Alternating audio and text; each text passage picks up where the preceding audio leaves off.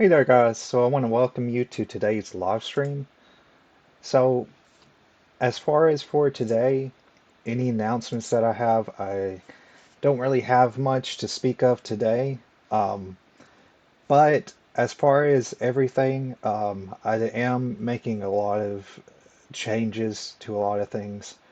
Um, I'm gonna be sort of course, staying focused with these live streams and anything of that nature as far as it relates to, you know, giving guys as much information and as much value as possible.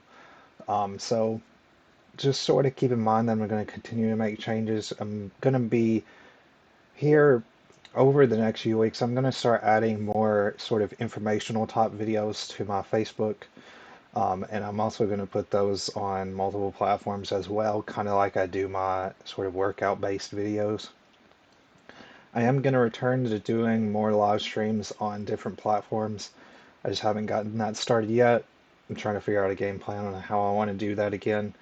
But as far as everything, I really want to encourage you guys to sort of reach out to me if you have any questions or feedback about anything related to my program. I am also making a lot of major changes to my website.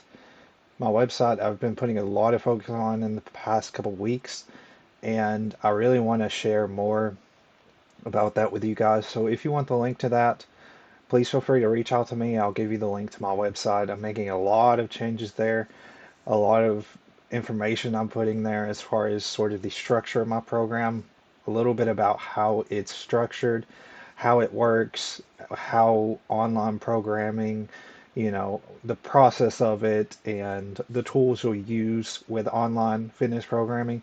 So a lot of the information I have put on my website.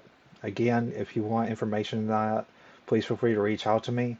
But I'm really excited to keep, building this business, continue to build and grow as I sort of, just keep my focus on this because I'm really passionate about what I'm doing with this business. But again, guys, if there's anything you have questions about, anything that I talk about, anything related to my program, just nutrition, fitness, health, anything related, just feel free to reach out and I'll answer any of the questions you may have. And you don't have to join the program at all. I just want to help out anybody I can with the information that I give out. So that's my main goal is to show you what all I can offer. And if you decide to join my fitness program, then I'm really will help you in any way to get you to your fitness goal.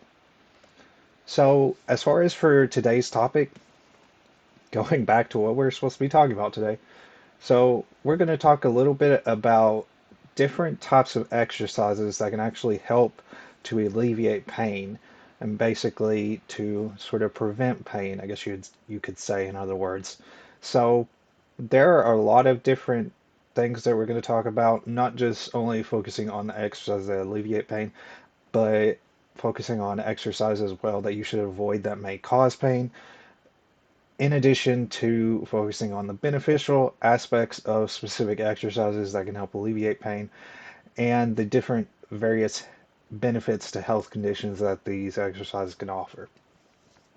So, the first thing we're going to talk about is what causes pain. Next thing we're going to talk about is what exercises you should avoid. So there's certain exercises or activities that individuals with certain conditions or vulnerabilities should approach with caution or avoid altogether to prevent pain or injury. Why exercises are beneficial. Minimal risk of pain during exercise and maximizes the benefits. Here are some of the exercises that are generally considered beneficial and low impact. We're going to talk about that as well as discussing, like I just mentioned, what exercises that benefit various health conditions. So the first thing we're going to talk about is what causes pain from exercises. So there's a bunch of different aspects that can sort of basically answer this question. So when you engage in physical activity, especially if it is new or intense, you may experience muscle soreness. This type of pain is known as delayed onset muscle soreness or DOMS, and typically occurs 24 to 48 hours after exercise. It is believed to be caused by microscopic damage to muscle fibers and the subsequent repair process of the muscles. Overuse and improper form or excessive strain on the muscles, tendons, ligaments, or joints can lead to injuries, such as sprains, strains, or tendonitis. There are injuries. These injuries can cause pain during or after exercise and may require medical attention. Certain exercises or activities that place excessive stress on the joints, such as running or jumping, can cause joint pain. This pain can be due to conditions like osteoarthritis, inflammation, or cartilage damage. One thing I want to mention, so I actually did experience a pain from an exercise I did this week. And the main reasoning why is because this exercise I hadn't done in a while. It's an exercise that I have performed, of course, but because my body wasn't used to that exercise, when I, performed it as the same intensity as my other exercises, it, caused sort of a, basically like a sprain in my muscle, almost like where my delts are. And it was because I was doing like an ab exercise that was it was an ab machine exercise, and I just wasn't used to it. And so, not to say that I've not performed the exercise before, but because I wasn't, as used to it, and I don't perform it as often, then, and I was performing at the same intensity, that's what caused, for me to have that muscle pain. So sort of keep that in mind. And I'm the type of person too where I really like to change things up. And a lot of this too is very beneficial. However, you do need to sort of be aware of your intensity and be aware that, certain types of exercises you need to start. If you're not, familiar with that exercise, or if you've not performed it in a long time, even though you've done it, you need to start with a more, a lower intensity or a lower weight. Because just because, you may be strong enough to perform that exercise, you do need to be aware that if you're, having a dynamic sort of workout routine and you're doing different types of exercises, then you need to sort of change your intensity and sort of be aware of that whenever you're doing different types of workouts. And of course, being aware of your form is another thing to keep in mind too, that can sort of cause pain from certain exercises. So sort of keep that in mind.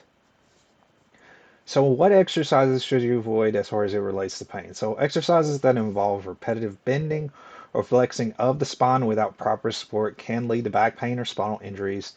Examples include full sit-ups or exercises that involve heavy twisting motions. Instead, opt for exercises that maintain a neutral spine position, such as planks or modified crunches.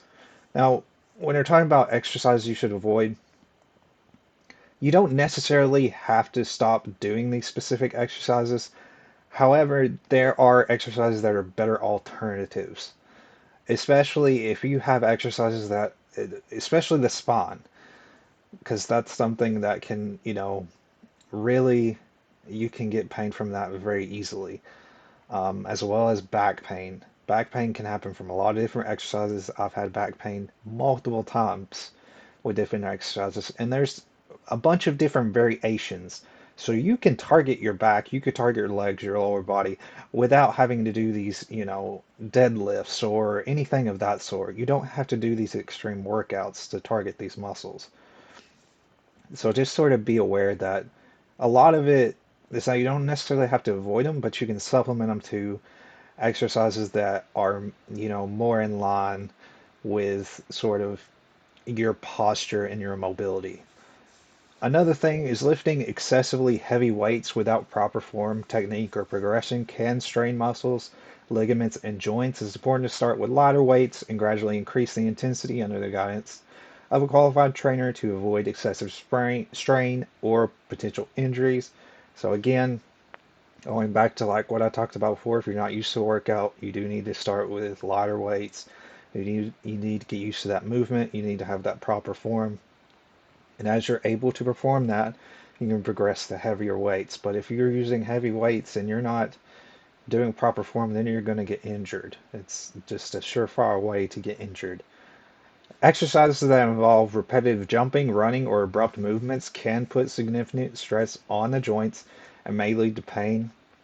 Some of these examples include high impact aerobics, jumping jacks, Activities like basketball or tennis, again, these are not necessarily exercises you have to avoid or these activities that you necessarily have to completely avoid, but there's different types of activities that you can supplement with those specific activities. So individuals with joint conditions such as osteoarthritis or knee problems may need to choose low impact alternatives or modify these activities.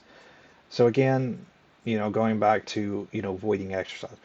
These exercises are more focused on, sort of individuals who have specific pains, whether it be in their joints, their bones, any sort of, I guess, health condition that you have, you need to supplement the exercise. If you're wanting to target a specific muscle, but you're not able to do certain, particular motions or movements, then you can supplement those.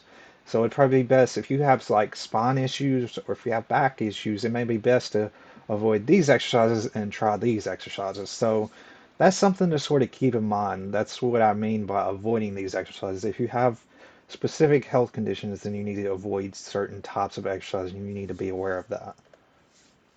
So what exercises are actually beneficial? So these can pretty much be, beneficial for pretty much anybody. So walking is a low impact exercise that can be easily incorporated into daily routines. It improves cardiovascular fitness, strengthens muscles, and helps maintain joint mobility. Start with shorter distances and gradually increase your walking duration or intensity over time.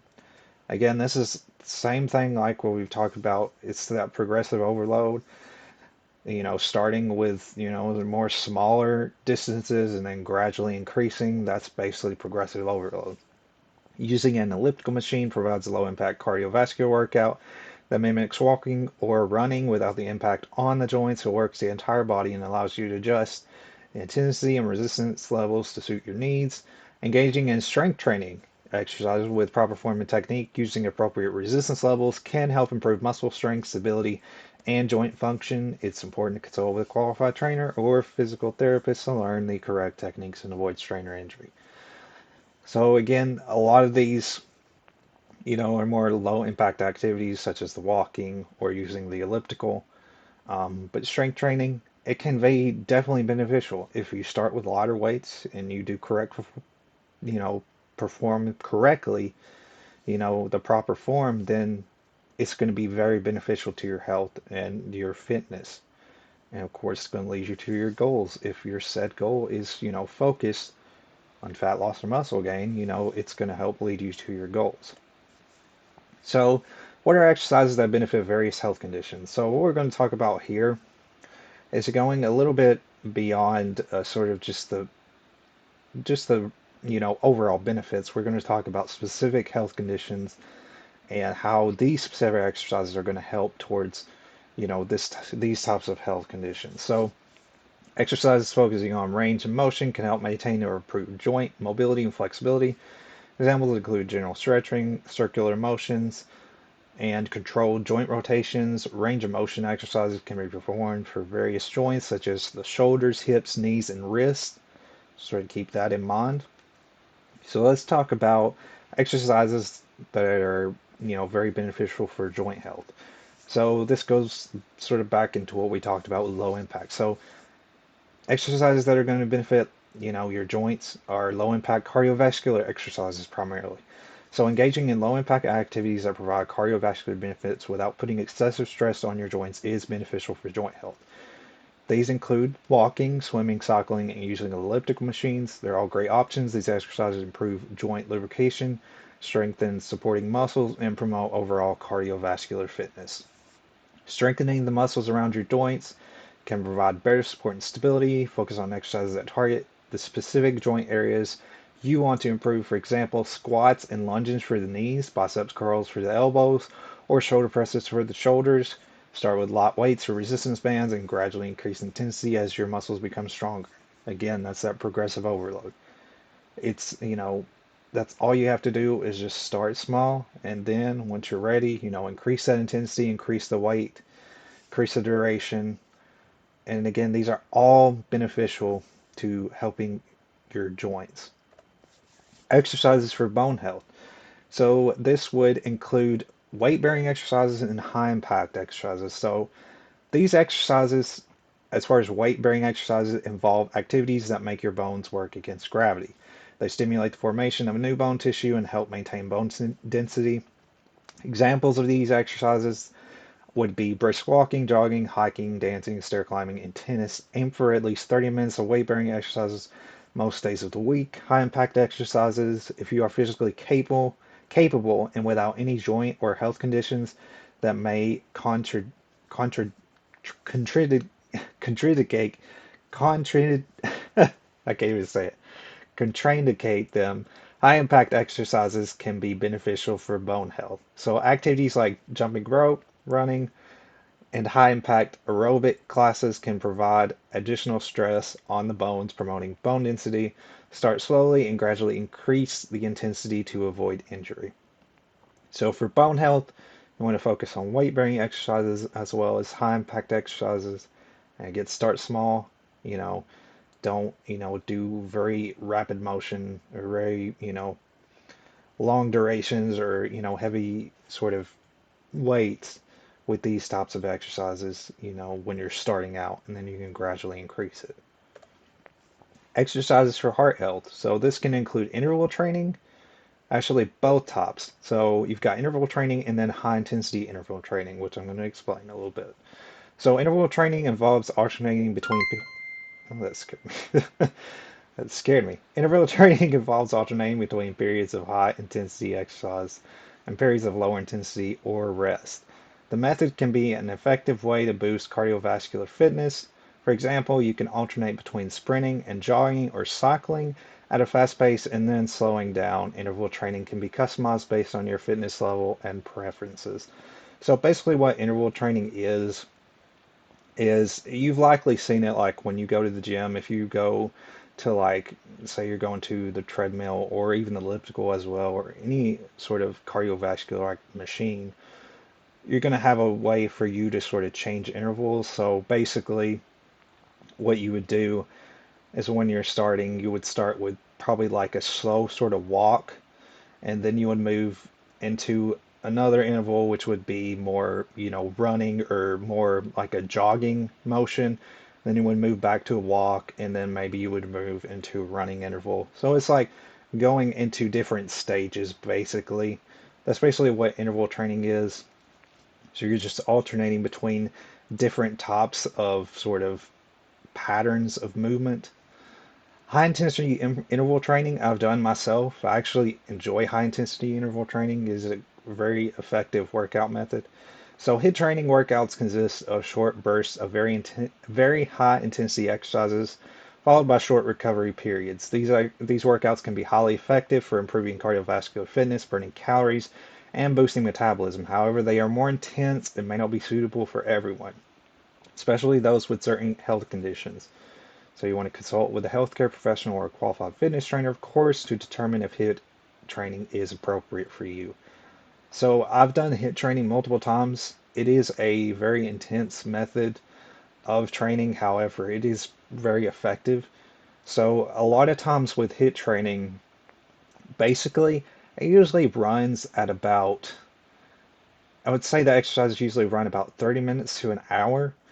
And usually with those exercises, you can do it not only just focusing on cardiovascular, but you can do it focusing on, a lot of different body weight type of exercises that target different muscles. You don't have to primarily focus on cardiovascular based exercises. But a lot of this is you're doing a set of workouts for a certain duration of time, and then you're taking a short sort of rest in between, and then you're going into the next workout. So basically, a lot of these you would start with a warm up that would be, a warm up specifically tied to the workout that you're starting. And then you would go into starting the workout. You would do a first sort of set of a workout, do a very short rest period, go into the next set, do a very short rest period, go into the next set. And that's basically how high intensity interval training works. It works the same way as in interval training, basically, except you're going in a little bit faster paced and you don't have long recovery periods, which does make it very intense. And again, like I mentioned here, it's not very, optimal for people who have specific health conditions. So sort of keep that in mind. Alrighty, guys. So that's pretty much all I have to discuss today. Again, I know that was a ton of information that I pretty much shared with you guys. But if you have any sort of questions about anything I've discussed, feel free to reach out to me. Again, there's so many different exercises and there's so many different benefits to various exercises outside of course just, helping your overall fitness. These exercises can have various health benefits and that's sort of what I want to discuss, and that specific exercises can help alleviate pain as well. And there are certain exercises, of course, that can, you can get pain from, but I wanted to sort of show the difference and show what types of exercises or explain what type of exercises can be beneficial. And again, really a lot of times you want to focus on low impact sort of exercises if you have specific health conditions, so sort of keep that in mind. But if you guys have any questions about anything I discussed, I have my phone number and email here. You can feel free to reach out to me. You can also reach out to me through Facebook or any other social media platform. But again, guys, that's all I have for you today. I will have another live stream next Wednesday, and we'll be explaining some more topics. I don't have the topic shared just yet, but I have been working on the presentation for that one, so definitely check that out. Another thing too, guys, before I let you go, I do have a newsletter that I send out weekly. If you do not have that newsletter, feel free to reach out to me and I can definitely get you on that email list. I usually send it out every Monday. It's a newsletter on various fitness topics. Usually I try to tie the newsletters to the specific topic I'm talking about in the presentation, just to give you sort of a physical form of what I talk about in the presentation. Um, maybe if you haven't taken any notes or just something just that you can sort of take with you, and that you can sort of read that talks about any topic that I talk about weekly.